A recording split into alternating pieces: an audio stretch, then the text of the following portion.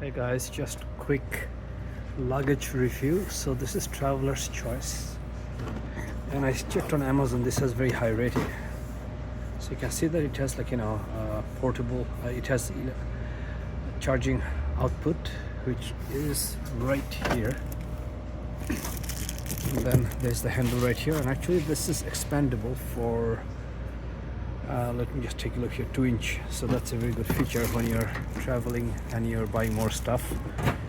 This is a very highly rated carry on Amazon, and going for, I think I saw for $112. So let's take a look here, and you can see Traveler's Choice, and a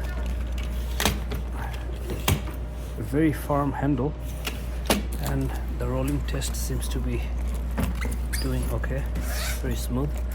And this is a discount shop, and we have this for $60, which is a good deal. And you can see that the original price is $140. So this is a discount shop.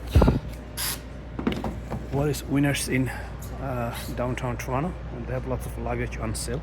So if you want to buy cheap luggage, but these are all brand new, and you can come at a discount shop like this, Winners, which is in Canada, and then you can get one here. And I noticed that it has a side handle, which is a good feature. So this is very good if you're taking it out of the overhead bin.